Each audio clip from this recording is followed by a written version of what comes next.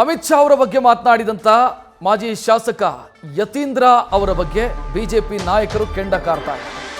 ಯತೀಂದ್ರ ಅವರ ಯೋಗ್ಯತೆ ಏನು ಅಂತ ಅವರು ಅರ್ಥ ಮಾಡ್ಕೋಬೇಕು.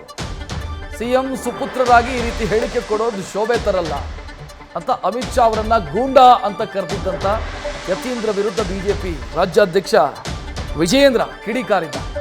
ತಕ್ಷಣವೇ ಮಾಜಿ ಶಾಸಕ ಯತೀಂದ್ರ ಅವರು ಕ್ಷಮೆ ಕೇಳಬೇಕು.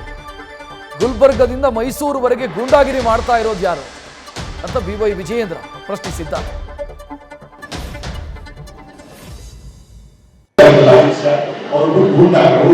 ಗುಜರಾತ್ನಲ್ಲಿ ಕೊಲೆ ಆರೋಪಿ ಕೂಡ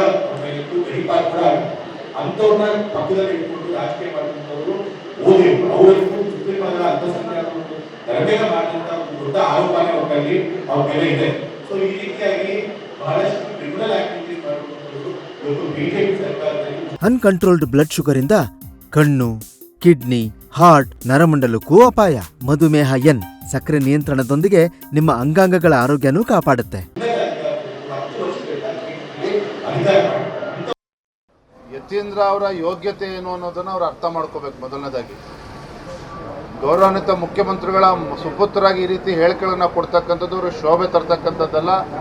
ಒಬ್ಬರು ಮಾಜಿ ಶಾಸಕರಾಗಿ ಈ ರೀತಿ ನಮ್ಮ ಭಾರತೀಯ ಜನತಾ ಪಾರ್ಟಿಯ ಪಕ್ಷದ ನಮ್ಮ ನಾಯಕರಾಗಿರ್ತಕ್ಕಂಥ ಅಮಿತ್ ಶಾಜಿಯವ್ರ ಬಗ್ಗೆ ಹೇಳಿಕೆ ನಾನು ಬಲವಾಗಿ ಖಂಡಿಸ್ತೇನೆ. ತತ್ಕ್ಷಣ ಅವರು ಕ್ಷಮೆಯನ್ನೇ ಯಾಚಿಸಬೇಕು. ಇವತ್ತು ರಾಜ್ಯದಲ್ಲಿ ಗುಂಡಾಗರ್ದಿ ಮಾಡ್ತಾ ಇರ್ತಕ್ಕಂಥವ್ರು ಯಾರು ಅಂತೇಳಿ ಗುಲ್ಬರ್ಗಾದಿಂದ ಮೈಸೂರವ್ರಿಗೆ ಕೇಳಿದ್ರೆ ರಾಜ್ಯದ ಜನ ಉತ್ತರವನ್ನು ನೀಡ್ತಾರೆ. ಲೋಕಸಭಾ ಚುನಾವಣೆಯ ಸೋಲನ್ನು ಮನಗಂಡಿರ್ತಕ್ಕಂಥ ಕಾಂಗ್ರೆಸ್ ಪಕ್ಷ ಆ ಪಕ್ಷದ ಮುಖಂಡರ ಮುಖೇನ ರೀತಿ ಹೇಳಿಕೆಯನ್ನು ಕೊಡಿಸ್ತಾ ಇರ್ತಕ್ಕಂಥದ್ದು ಇದು ಖಂಡನಾರ್ಹ. ಇದ್ರ ಬದಲಾಗಿ ತತ್ಕ್ಷಣ ಅವರು ಕ್ಷಮೆನ ಕೇಳಬೇಕು. ನಾನು ಇದನ್ನು ಒತ್ತಾಯವನ್ನು ಮಾಡ್ತಾ ಇದ್ದೇನೆ. ನ್ಯೂಸ್ ಫಸ್ಟ್ ನಿರ್ಭೀತಿಯಿಂದ ನಿಮ್ಮ ಪರವಾಗಿ.